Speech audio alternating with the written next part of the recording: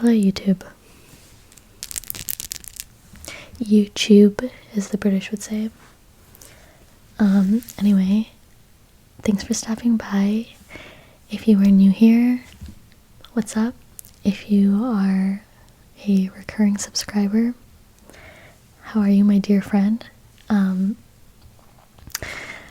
Today's video is a little bit different from what I usually do. I primarily run an ASMR channel, which means I whisper. But today I thought it would be fun to talk quietly. So if you're not an ASMR listener, you can still, digest this without getting skeeved out. And if you are an ASMR listener, I hope this can still help you doze off. This is a quick message I'm fitting into this video because I forgot to say it in the main video. I usually have my sound engineer, Chris, edit my videos for me, but he's on tour right now with his band. So I figured since I'm talking anyway, it's like maybe a little bit less important, the ASMR aspect.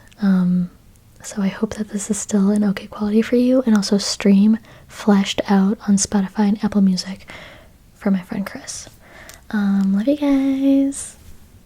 So today's video was inspired by the fact that I see a lot of teenagers these days saying things like, I wish I was a teen in 2012 or 2014. Which I think is really funny, because I was a teen in 2012. I think I pretty much just became a teen around then. So I thought it would be kind of fun, maybe a little nostalgic, to talk about the types of pop culture, types of experiences, or, what was popular, what things were kind of like, throughout the different ages of being a Gen Z millennial cusp.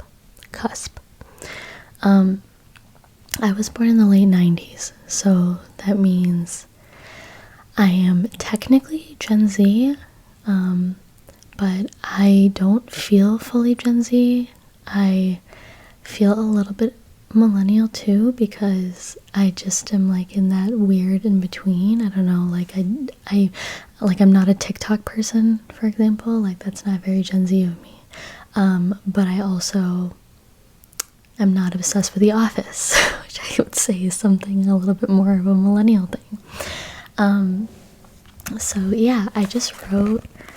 wrote just some little like things like off the top of my head that I think were popular during different times of my life.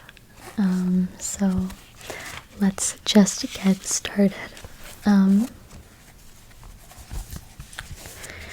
Okay, so I feel like since I was born late 90s, I feel like around the time I was becoming like a conscious human being was around maybe like 2005. Before that, like VHS tapes and things, I don't know.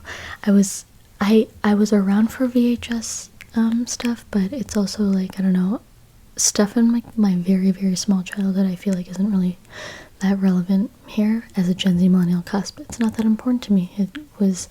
I was too young.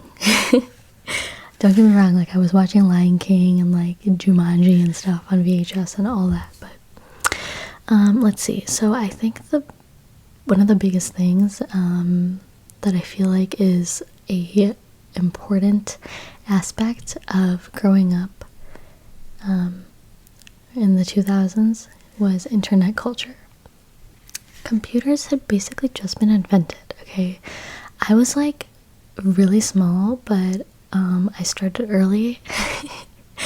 I was a prodigy on using a computer. So things were different back then. The internet was different back then. Websites were a big thing. Everything was on a website. Like if you wanted to like have fun, you would go on a website. We don't really have that much anymore because of phones, smartphones. I I feel like children that were born later than me didn't really grow up with computers. I meet a lot of people younger than me that don't even really know how to use a computer. Open the schools. No, but it's like not even, they don't even need it, you know, like we have smartphones now,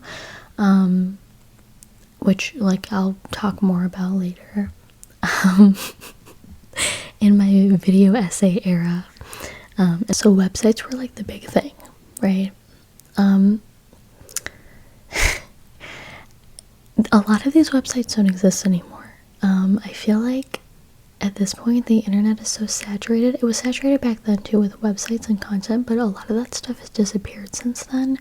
A lot of the games that I played as a child are gone now, which makes me so sad. The day that Adobe Flash Player died was like a really monumental and sad day for me. It meant that I couldn't play a lot of the games I used to play as a kid anymore. Not that I was doing that all the time, but like sometimes, you know, games that I used to play. If you've ever seen the show My Gym Partner is a Monkey, I actually still used to play that one up until recently. I'm not sure if it's still available anymore. It's like possible to still play, but that one was really good. It was like you like follow the monkey around the school and stuff. It was super fun. A lot of Cartoon Network games. There was like a Halloween game where you would like go around and pick up candy, and I think it was like sponsored by UNICEF or something. Every time I ask people about this, nobody knows what I'm talking about, so maybe the internet will know what I'm talking about. You know, like Dexter's Lab. I think there was a game with Dexter's Lab where you like played with like chickens or something, like you were like growing chickens or something. Powerpuff Girls. I was a big Powerpuff Girl head. There was like a game where you would fight robots. Anyway, so that was like all the Cartoon Network stuff. I was also a big RuneScaper, Maple Story, Gaia Online, DeviantArt. RuneScape was my biggest love out of all of those. I spent a lot of time on there, and I wish I could talk to all my friends from there. Of course, I was like 10 years old pretending like I was way older than I was, and they probably all knew, but I like have my birth year in my username. Anyway, yeah, so DeviantArt was I feel like some of these websites still exist, like DeviantArt. Like if you're an artist, I don't know if it still is like a big thing. Polyvore, if anybody knows what that is, was like a really big deal for me and my friends in 5th grade. You would like collage little outfits. Also like, you know, like My Scene, if any of my girlies out there know the My Scene games where you like paint your nails or like dress them up and stuff. Really, really good shit. Omegle and Chat Roulette were really big back then. Omegle and Chat Roulette were, maybe people still use them. Actually, I think Omegle got taken down in the last couple of years, which was also kind of a sad day. I used to have an Omegle roleplay up on this channel, but I got embarrassed and deleted it. So anyway, I feel like if you use Omegle now at this day and age, you're a pervert. I mean, a lot of people on there were perverts. But that was part of it, you know, like growing up as a kid on the internet in 2005, you know, sometimes you would stumble across like a decapitation video or like, you know, 4chan, things of that nature. But it was all, you know, I don't regret any of it. If it was my kid, I would not be okay with them being on Omegle or anything like that. But since it was me, myself, like I was having a good time. Not, you know, being flashed on Omegle or anything like that, but I knew what I knew and I was okay with that. And I think that was reflective of a lot of people on the internet at that time, kids on the internet at that time. I also want to say, like, I was a little bit of a precocious child, I think is the word. I hung out a lot with my older cousin, who is 3 or 4 years older than me, and because of that, I feel like I have been able to experience, like, multiple generations, like the millennial generation even more, even though I'm technically Gen Z. And I also have a little sister, so, like, I was, like, watching Arthur and stuff with her all the time. Arthur, one of the best shows ever. Genuinely so funny, made me a good person. But anyway, yeah, so I think IMing, or like chat room, or like chat messages culture was also so much bigger back then. Like we had AIM slash AOL, we had MSN Messenger, Yahoo Messenger. Not as many people used Yahoo Messenger, but me and my best friend in 5th grade, who's also still my best friend now, we were really, really big on Yahoo Messenger. Emojis were so much cuter back then. They were like pixely, and like, I don't mind emoji. Like, I think Apple does a great job at making their emojis like friendly for all. They're not like super ugly. I don't know about the Android ones. But they were just different back then. I don't know, they were cuter. Like, everything was like, you wouldn't even, sometimes you weren't even using emojis. Sometimes you were using like XD, or like the letter P with like a colon in front of it, or like you could give it a little hat by putting a lowercase d. Like, all of this was give your typing online a little bit of personality, you know? ROF helicopter. Anyway, also on the topic of IMing, I feel like I'm talking really fast, so I'm gonna try to slow down. Also on the topic of instant messaging, like, that was also a different time. I really miss instant messaging. I miss the boundaries that came with it also. Like, now we all have phones, and if you text someone, they expect to text back immediately. Or I guess that's not really what it is. Like, if you were instant messaging, that person would maybe expect to message back if you're having a conversation. But since your method of communication was through the computer, and that was probably a desktop computer, maybe in like your family computer room.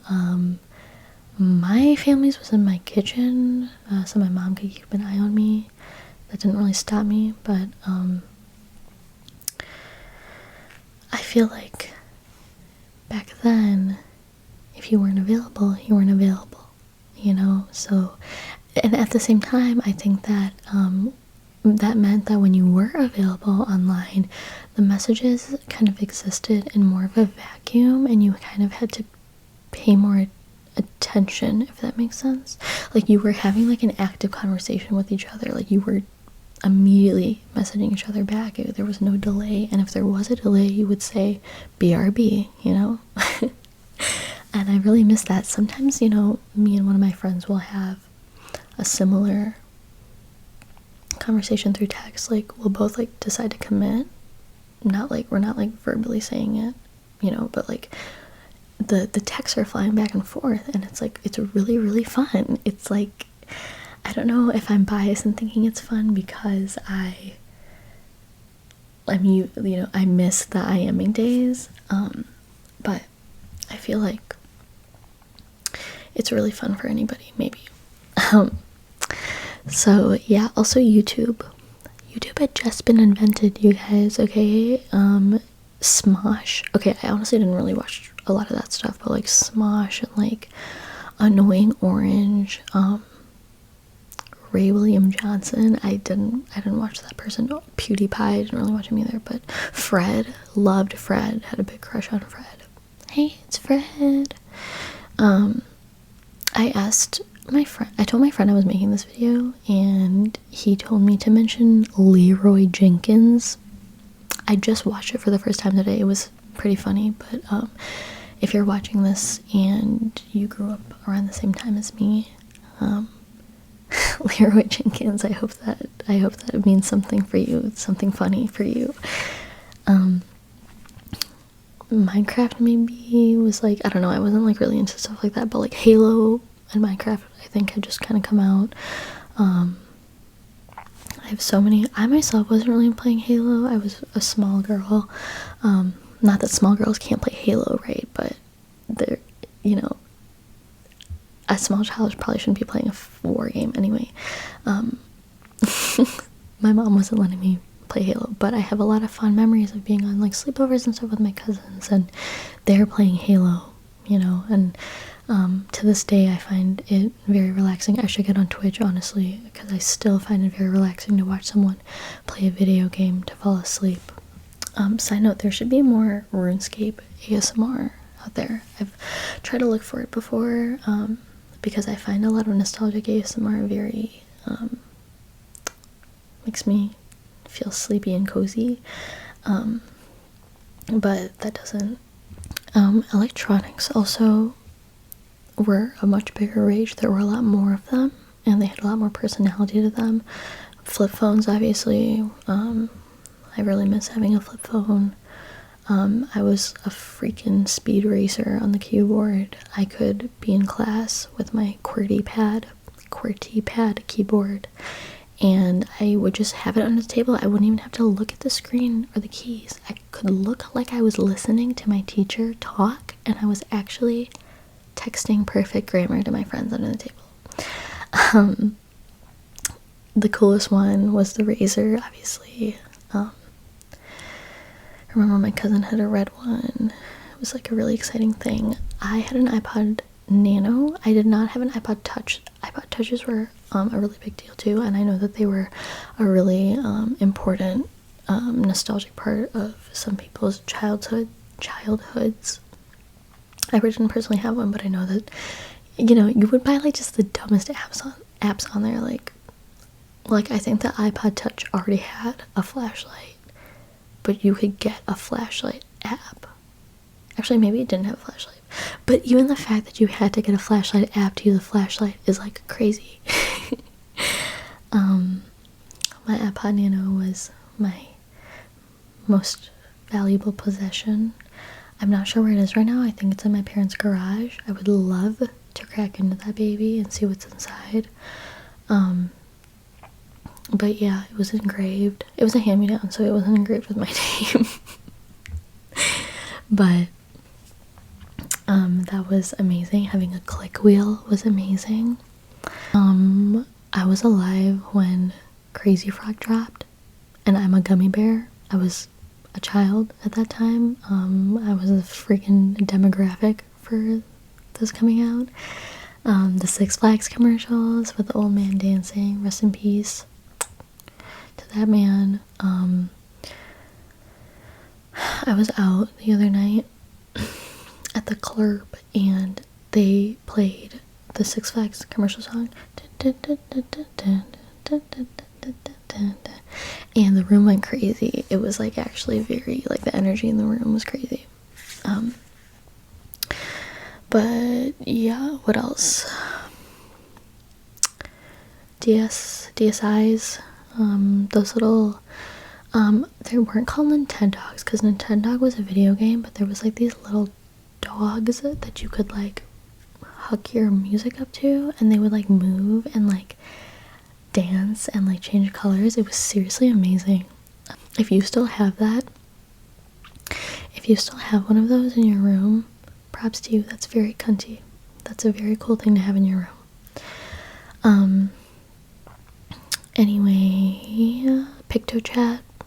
I know a lot of kids were finding music through PictoChat. They could like upload. It was like a little thing you could like draw and like message people, and there were like popular ones on there that had music and stuff on them. And the coolest thing, in my opinion, was if you were in the car with your DS on PictoChat, if there was a kid in a car driving past you that also had PictoChat open, you can message each other. Kind of like Bluetooth back in the day. So yeah. Okay, and also like Family Guy and like South Park, that was like their prime, like their peak. That was the time. They're like very, very, you know, there's like way too many seasons of them now, but this was like 10-15 years ago, you know. It was all the rage. Funniest thing you could watch. I personally am not even really much of a Family Guy or South Park girl. If anything, I'm a King of the Hill girl. Where my King of the Hill head's at. If you F with King of the Hill, please comment below. That was like my childhood. Okay, maybe nostalgic for some of you, maybe some of you can relate. Now let's move on to a little bit more of like mature popular things. I already talked about The Office. The Office, I used to be a little bit, I was never a hater of The Office, but I definitely would make fun of people a little bit who like love The Office. If you love The Office, like, props to you. It's a very funny show, and I don't deny that. It was more so like the fact that it was like such an easy comedic win for someone to mention The Office. I don't know. Mustaches were like really popular. LMFAO. If we're like transitioning more to like when I was in high school, like LMFAO was doing big things. 500 Days of Summer, I feel like maybe this is like really like alternative of me, but I feel like it was really making a splash back in the day. I feel like you know, hipster, like even the term hipster is outdated now, I think. Like people still know what you're talking about, but I feel like people talked about hipsters way more back in the day. They were like a hot topic. Everybody wanted to be a hipster. Everybody had big glasses. Like, I can like give you a rendition of what a hipster in 2012 looked like, but I guess we'll save that for the next video. But yeah, suspenders and stuff, I don't know, I'm thinking of like LMFAO still, but they were just like one tiny subsection. But yeah, like Zoe Deschanel was like running shit for a little bit. Like she was the it girl. And, oh, that's what I was saying about hipsters. Like now the coolest thing, or like the most popular thing, I don't know, like everything's like ironic now.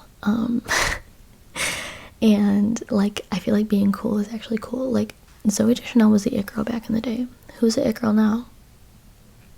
Ice Spice. No shade to Miss Spice, but it's just like different, you know, like it's a different vibe entirely. What else? Sorry, my back hurts, so I keep stretching. LimeWire was a big thing. This was like maybe like a little bit earlier, but like LimeWire, YouTube to MP3, that was how you got your music, unless you were rich and buying it straight off of iTunes. iTunes gift cards were like the best thing to buy someone. What else? Just like being quirky. Like everything is very ironic now. Like being quirky is not accepted anymore, which is fine. But I think that there's something to be said about like corniness as a concept. For like teens now, like the last thing you would ever want to be is corny, whereas like millennials on the other hand, they don't mind being corny. They're okay with being sincere. And in the same vein as that, acoustic covers were like the most popular, like the best thing you could do on YouTube. And when I was in high school for the talent show, me and a couple of my friends did Hotline Bling by Drake acoustic. That was the coolest thing you could do. And there was definitely a lot of I don't know, I definitely saw like it was like the coolest thing ever to like take a rap song and like make it like a slow Caucasian acoustic cover. That was all the rage. Gangnam Style was huge. What does the fox say? There was like a dance people would do. I think like Vine was like such a big deal too, so like dances were kind of a thing. There was one about a horse, I can't really remember. Okay, the main thing that made me make this video was seeing teenagers talking about like how they wish they could have been a teenager when like One Direction was a big deal, and like Lana Del Rey and like Arctic Monkeys. yeah, I was like prime. I was like the prime demographic for that. I personally wasn't as much of like a One Direction type of person. But at the same time, like so many girls around me loved it that like who am I to deprive myself of enjoying something, you know? Even though like that was still like at that time, like, you know, you were like, that's so lame, like fuck the mainstream, that's so lame. I'm like all about the indie, like alternative, like so edgy. I feel like if you're edgy now, like if you're goth or something, like people kind of make fun of you. If you're a goth, I totally feel you. I definitely I'm still very emo inside.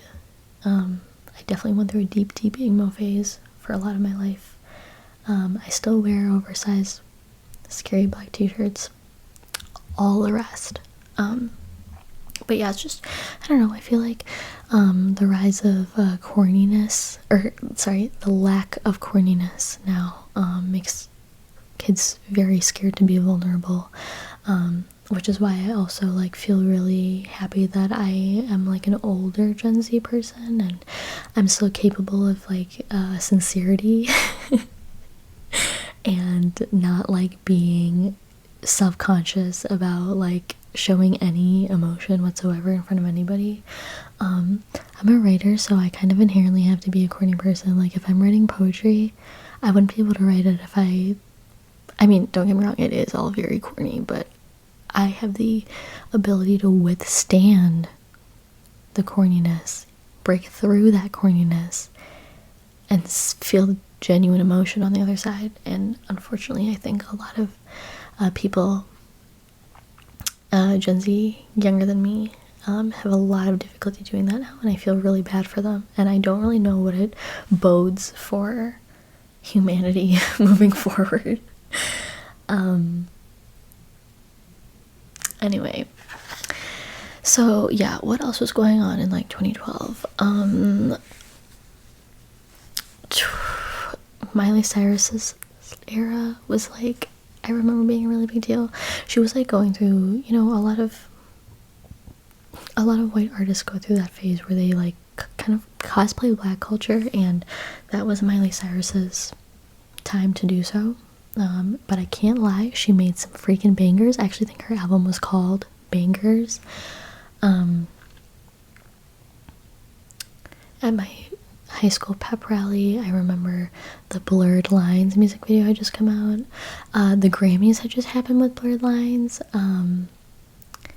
And Robin Thicke, he had just dropped Blurred Lines, and at the Grammys, him and Miley Cyrus did this like crazy like twerking thing on stage. It was crazy. It was actually genuinely crazy. Like at the time, obviously, like at this point, we're so used to crazy things happening, like nothing is crazy anymore, you know? Like when Lady Gaga did a meat dress back in the day, that was like the biggest, that was like on every tabloid. If she did that now, you know, like it'll be like a blip, like a 1 second headline maybe on Twitter. But what was I talking about? Oh, fun fact also about Blurred Lines. The music video features Emily Ratajkowski, and she like barely, I only found this out because I read her memoir. She was in the Blurred Lines music video, and it like catapulted her to fame, I think. So that she was like still relatively low-key back then. I've like kept up with Emily Ratajkowski, I think, more than other people have, like in like before she became, I feel like now she's very, very famous, and I don't know, at this point I don't pay too much attention to her, but a few years ago, like I was kind of keeping up with her. I thought she was really cool, and yeah, so that's just a random thing that I thought was interesting, that was where she got her start, the very controversial Blurred Lines music video. What else have I written down? There's like so much like stupid, like Ebola for some reason was like really funny for everybody. The Vine where the kid's like 21, that was like everybody said that. Everybody was saying that all the time. Everybody was always saying 21 in that voice all the time. I hate that I even just said that on camera. What else? Nick Coletti was like running shit. Zoe Deschanel and Nick Coletti were running shit back in like 2011, or maybe Nick Coletti came a little bit later than that, around like 2014. He was the guy that said "suh dude," and he actually is still I think he's like doing stand-up comedy now, and he's actually really funny. I think some of my friends went to go see him live and they said he was super funny. I've seen some of his tweets too. Still funny. I think it's always impressive when someone who is you know, catapulted to fame at a certain point in time, when they can like keep up, keep evolving with the times. I always think that's really respectable. So shout out Nick Coletti. What else? Oh, there were like a lot of like trends of like videos, which we have now with TikTok, but they were like a bigger deal back then. Like the Black Beatles challenge with the Ray Shremmerd song. Is that what the song is called? Black Beatles, I think. That girl is a real crowd pleaser. I think that's how the song goes. And like the challenge was like everybody in the room was frozen, and like someone would be like going through the room with the camera while they were frozen while Black Beatles by Ray Shremmerd played. I don't know. And also like these like video trends back then were so much more of a big, like, they were like mainstream. Like you would see like a company doing it at their like company-wide meeting. They would do the Black Beatles challenge. I don't know. Probably for the best that we don't really do shit like that anymore. Planking, the ALS challenge, the ALS ice bucket challenge. Like for some reason well, not for some reason, it was to raise money for ALS, but also like, was money even being raised? I think actually like for the people that were getting dunked, they would donate money, allegedly. Who knows who was actually donating money?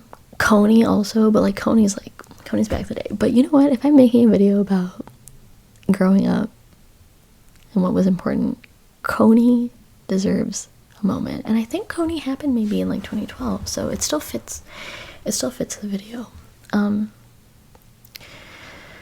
But yeah, that was what was a big deal. 2014 Forest Hills Drive by J. Cole. We thought that was gospel when it came out in high school. If you like J. Cole, I respect it, but I definitely, you can't deny that his social standing has changed. You know, I think, you know, I'm sure he still makes good music, and I'm sure he's doing good things, but he definitely had more of a like reputable reputation back in the day. Chance the rapper was also the biggest deal ever. Not so much anymore. I was a big Chance stan, don't get me wrong. Kendrick. Oh, you know what? You know what would be really funny actually is if we looked at the Grammy winners for that year, that Macklemore one. Hold on. What year was that? Like 2014? Okay, let's talk about the Grammy nominations in 2014 for rap album of the year, I think.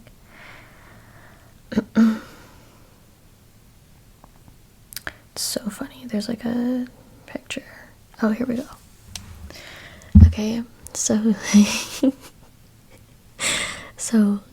Grammys 2014, best rap album of the year. Here were the nominees. Okay, here were the nominees.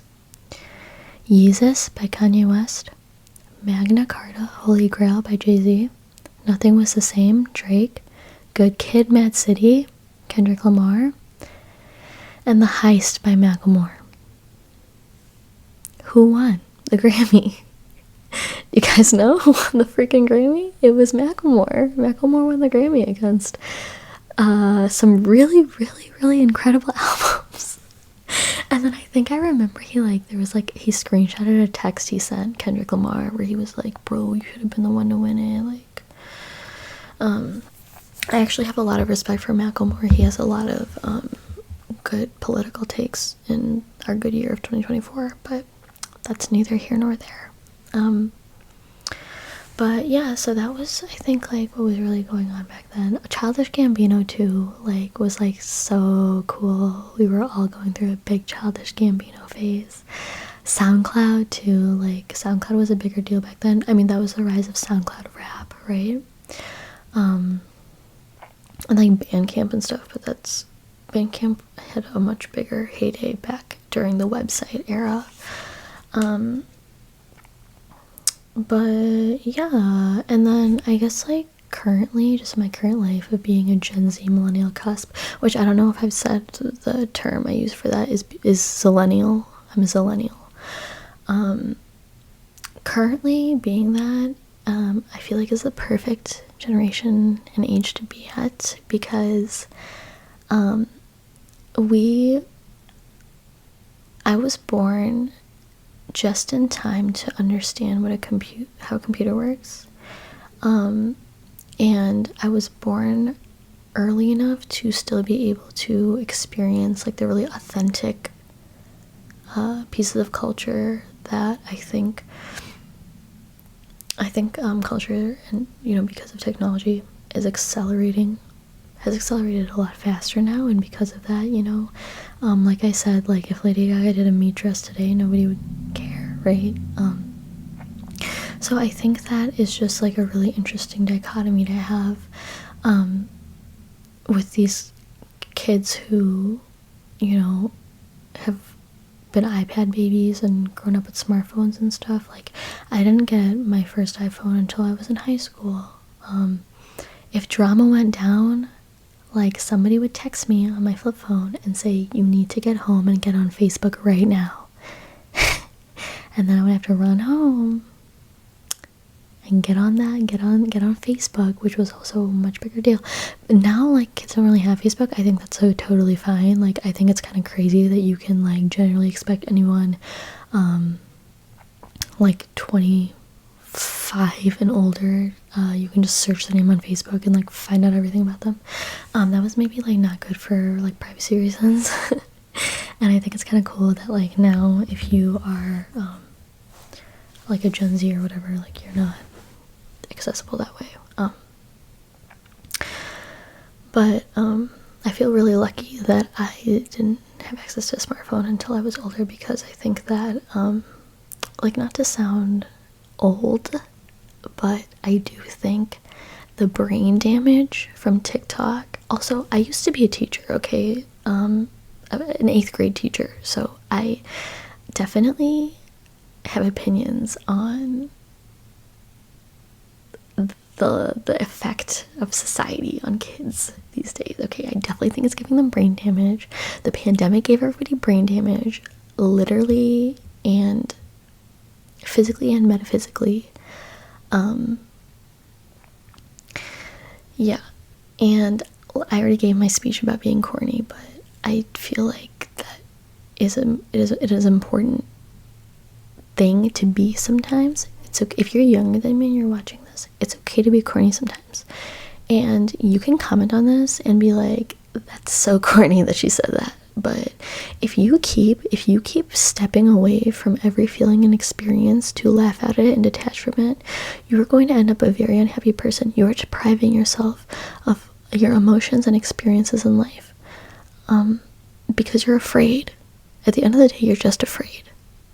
And I encourage you to be brave and move through that feeling, move into the feeling of being corny, and see how you feel afterwards. And if you feel a little bit ashamed, that's part of it. It's okay.